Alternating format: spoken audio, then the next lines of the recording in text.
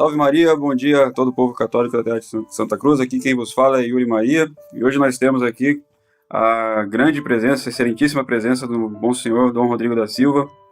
E eu aqui tive umas perguntas para o Monsenhor, vou fazer já direta. Para quem não sabe, Monsenhor Dom Rodrigo é o nosso bispo aqui do Brasil. O Brasil tem essa honra de ter um bispo, como os outros países não têm essa honra ainda, né? O movimento verdadeiro da fé católica em outros países está começando, ainda só tem algumas missões. O Monsenhor atende ali em Juquitiba, mas atende também em todo o Brasil. Quem quiser segui-lo, pode seguir aí o canal do Seminário São José, e bem como Controvérsia Católica. A respeito, a gente vê, Monsenhor, bom dia, primeiramente. Bom dia a todos. Monsenhor, a gente vê nesses debates, a gente viu um debate esses dias do Zuc com o Frei Tiago, e ali eu vi que o Zuc não tinha uma noção assim. Eu acho que muitos leigos também não têm essa noção do que é uma heresia, o que é herege formal, o que é material, o que é material, o que eles estão falando.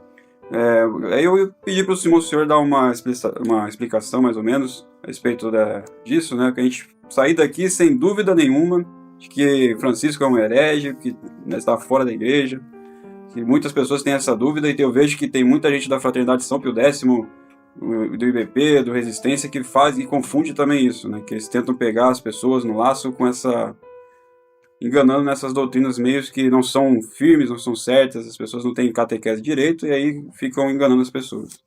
Esses debates não chegam em lugar algum, parece meio que uma conversa de bêbado, porque um tá falando de uma coisa e outro tá falando de outra coisa, né?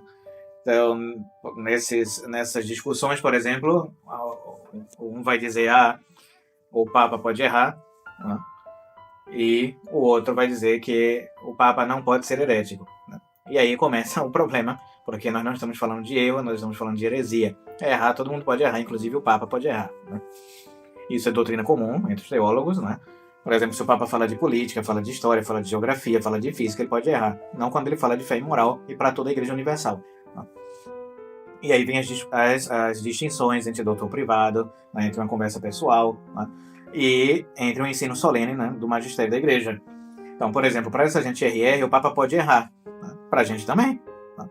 Pode errar, né? Mas ele não pode errar em matéria de fé e moral, né? Doutrina e costumes, quando ele ensina para toda a Igreja Universal.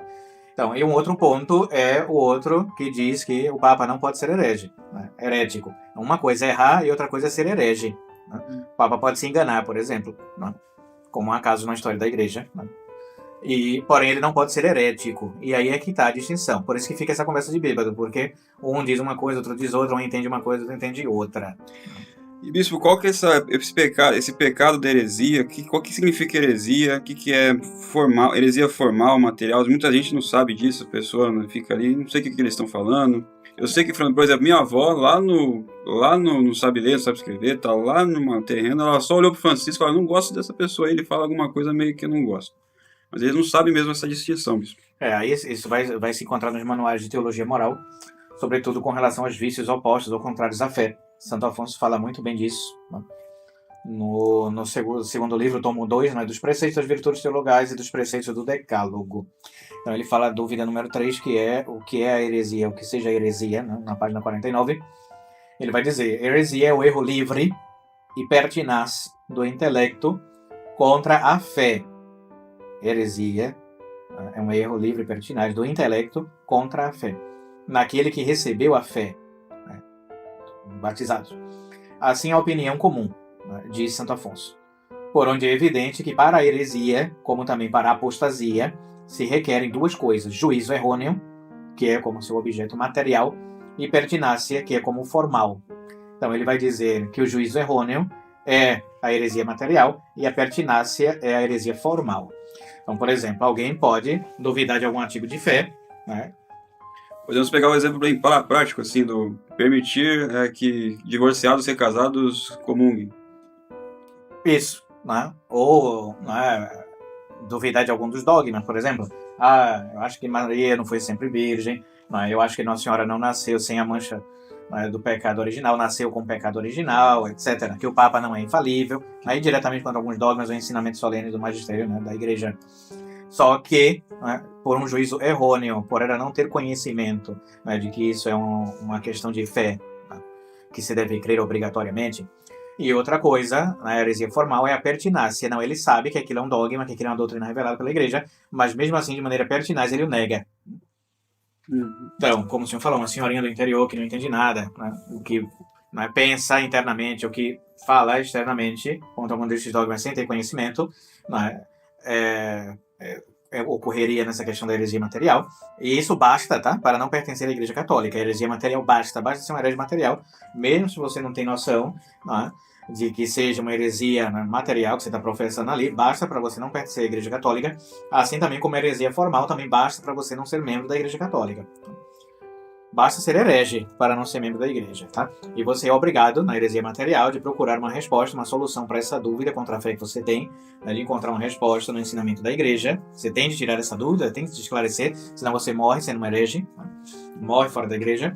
E, pertinazmente também, você tem que se submeter ao ensino da igreja. Se você sabe que a igreja ensina outra coisa, você não pode ir contra. E quem diria um bispo e um papa, né? Que não sabe da fé básica. Claro, isso para as pessoas simples, né, ignorantes. Agora, claro, um sacerdote já não tem escusa, um bispo não tem escusa, nem tampouco um papa, né? Então, para os clérigos, há cânones sobre a apostasia pública da fé. Por exemplo, se alguém apostata publicamente da fé, perde o ofício na igreja, né? Se alguém fala uma heresia e não sabe, deve ser admoestado pelo bispo, até que a pessoa se corrija e se emenda. Se ele não se emenda, ele deve ser deposto, né, do seu cargo. Com relação ao pontífice, como ninguém pode julgá-lo, né? Quando ele ensina publicamente uma heresia, pública e notória, manifesta para toda a Igreja Universal, ele perde o ofício ipso facto, dizem os autores, porque ele não pode ser julgado por ninguém. Então ele perde o seu ofício automaticamente, e aí ele pode ser julgado pela Igreja, porque ele já não é mais membro da Igreja. Sim. Então não se julga o Papa, né? Se julga um herege, não é alguém que está fora da Igreja, porque ele já perdeu o seu ofício. Isso é uma coisa bem comum que eu vejo nesse debate contra o pessoal que reconhece que existe, que eles falam que eles já mudam o assunto, né, sempre. Em vez de eles falarem, vamos supor que a gente não é sedevacantista, que a gente não é nada, a gente só quer saber qual que é a doutrina católica quando um papa ensina heresia. Eles nunca falam, né bispo, eles sempre vão falar do poder civil eclesiástico, e vão falar do poder civil e não do poder temporal. Papa que tenta destruir uma igreja, que tenta bater em alguém, ou que tenta dar alguma ordem ruim para a sociedade, isso sim, mas nós estamos tratando de heresia, e heresia pública e notória. Sim. Então, todos os autores, é doutrina comum da igreja, inclusive nós temos, né, os doutores da igreja a nosso favor, como Santo Afonso Maria de Ligório, São Roberto Bellarmine e São Francisco de Sales, né? Nós não temos somente simples teólogos, e que nós já temos a maioria do nosso lado, né, mas doutores da igreja e também papas, né, que trataram sobre o assunto, vide Paulo IV, né, na sua bula com Ex Apostolatus Officio, e outros também, né, que falam sobre esse tema da perda do ofício por heresia. Está claro também no direito canônico, né, nos tratados de teologia dogmática de vários autores, que qualquer um pontífice romano que ensine uma heresia pública para a Igreja Universal, ele perde automaticamente o seu cargo e ofício de pastor das almas na igreja. E no meio disso, bispo, a gente vê várias opiniões também que tem, por exemplo, Carlos Nogueira, que fala que só no futuro que se pode um papa falar que um outro anterior é herege, por enquanto ali a gente não pode, ninguém pode julgar um herege, um leigo não pode ver uma pessoa falando heresia, não pode falar que aquela pessoa é herética, ou já fazer todas as sentenças, crime canônico e tudo. O que o senhor tem a dizer sobre essa posição que está se em voga aí? Bem, eu nunca li isso em nenhum manual de teologia dogmática. Os manuais que nós usamos, são mais de 30, 40 no seminário, não tratam sobre esse tema. Talvez ele tenha alguém, né, algum autor que eu desconheço que fale sobre isso, mas eu nunca vi isso nos livros, né, de teólogos aprovados pela igreja. Sobretudo porque a tese é que um papa, né, nunca cai em heresia, né, publicamente. Essa é a tese da igreja, né? E a hipótese é que, se isso acontecer, ele perderia ipso facto a jurisdição, a autoridade, né? Deixaria de ser papa. Então, isso é o que nós temos como a doutrina comum da igreja. Agora, de que ele possa ensinar heresias para toda a Igreja Universal e continuar sendo papa, eu desconheço. Nenhum autor fala sobre isso. E já houve papas hereges? Eu vi também isso aí num tal de François, um canal aí ele é mais do canal do Santa Carona, que falou que já houve heresias no passado. Aí ele cita Libério, João 22, e Honório. E aí eles querem falar que, como já houve no passado, então é a mesma situação. Nada que atualmente seja o mesmo caso, né? Então, uma coisa que as pessoas têm que fazer uma distinção é com relação à heresia pública e notória, não é? Ou como doutor privado. Há essa distinção, está feita pela teologia, pelos autores, já publiquei artigos e teólogos que tratam sobre o tema. Então, o Concílio Vaticano I diz claramente que o Papa não pode errar quando ele fala ex cátedra, né, de sua cátedra para toda a Igreja. Ele não pode errar em questão de matéria de fé, né, e moral, costumes. Né? Mas não fala nada do Concílio Vaticano I quanto com relação ao doutor privado. Se ele pode ensinar uma heresia enquanto doutor privado, em particular, né, em privado. Então, o que é certo e o que a Igreja aprovou é que nunca houve na Igreja um Papa que ensinasse para toda a Igreja Universal uma heresia. O Papa João XXII falou num sermão, ou falou numa catequese que as almas não iam para o céu, então isso não é para a Igreja Universal. Ele se corrigiu também antes de morrer. Depois... E também isso não era uma doutrina, não era um dogma, não era uma doutrina definida. Depois Libério, dizem que subscreveu um credo, né, herético, né, ariano, mas que ninguém também tem provas com relação a isso, e depois dizem também que foi por coação, não foi de livre e espontânea vontade. O Honório também dizem que trocou cartas particulares, correspondências com Sérgio, um imperador também que era um herético, mas eram cartas privadas, isso não tem nada a ver com o ensinamento oficial da Igreja. Então tudo isso, se é verdade, entraria como doutor privado, né, como correspondências particulares, e não como a heresia pública e notória para toda a Igreja. Né? Interessante que eles querem comparar isso com uma encíclica, né? Como um documento oficial, um dogma, etc. Né? Explicitamente ali, aquele Amores Letícias, foi que eu me abri o olho, assim, para verdadeira... Tem alguma coisa errada está acontecendo no Vaticano, tem alguma coisa errada. Aí que eu fui me atentando. Sim, então tudo isso são falácias. Nunca nenhum Papa ensinou uma heresia para toda a Igreja Universal. Isso foi investigado pelos padres do Concílio Vaticano I. Eles vasculharam toda a biblioteca do Vaticano, todos os ensinamentos, encíclicas, documentos, história da Igreja, e nunca encontraram nada, né, com respeito a isso. E com relação a isso, a gente tem uns livros aqui divulgados também pela Fraternidade São Pio X, que é aquele do Catecismo da Crise na Igreja. O que o Monsenhor tem a falar, alertar as ovelhas a respeito desse livro? São livros heréticos, né, escritos pelos inimigos da Igreja, pelos galicanos, né, pelos calvinistas, pelos hereges, que combatem o papado, que combatem a teologia católica, né, de sempre. Então nós não recomendamos esses livros, porque lá você vai encontrar, né, que os papas podem ensinar heresias, podem ser heréticos, podem ensinar qualquer tipo de disparate e continuar sendo papa, que a gente simplesmente só tem que desobedecer à Igreja, desobedecer às legítimas autoridades da Igreja, e nós devemos seguir gurus, como por exemplo o Monsenhor Lefebvre, ou os gurus desses próprios padres da Fraternidade, Calderon, essa gente, né, que não tem autoridade alguma na Igreja, né, são gurus de fato. Nós temos que seguir os legítimos pastores e não ir contra os legítimos pastores. Está no Catecismo.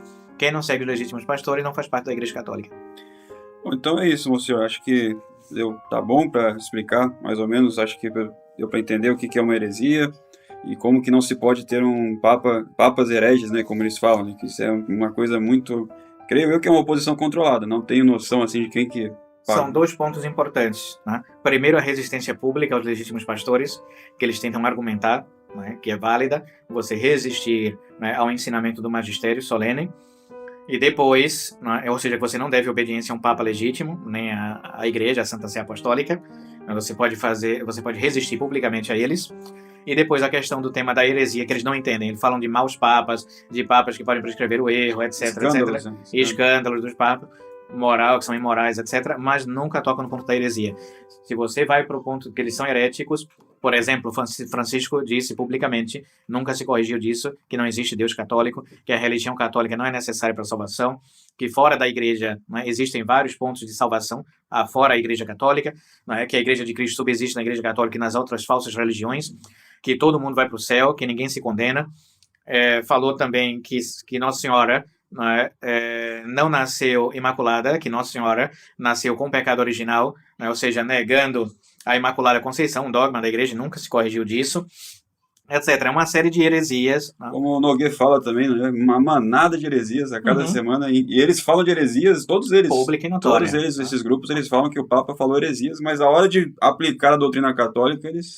Então, promulga heresias ele mesmo, e reunido em concílio também, como foi o caso do Concílio Vaticano II, diz que essas heresias fazem parte do magistério ordinal universal, né? Canonizam falsos santos, a canonização também faz parte do magistério extraordinário, né? Você não pode canonizar alguém que está no inferno, né? Ou propor um culto de alguém, de uma alma condenada, de um santo condenado. né? Então, tudo isso vai contra, né, a teologia católica e a doutrina da igreja. Agora, claro, eles não querem se aprofundar nisso, porque eles vão acabar descobrindo que, de fato, esses homens não são papas e que essa igreja não é a igreja católica. Eles preferem ficar na mentira ou superficialmente, mas não se aprofundar na teologia, para não se depararem com a realidade, com a verdade dos fatos, né? Então, eles preferem a ilusão. Se não é malícia, então é respeito humano, né? A maioria das vezes, né?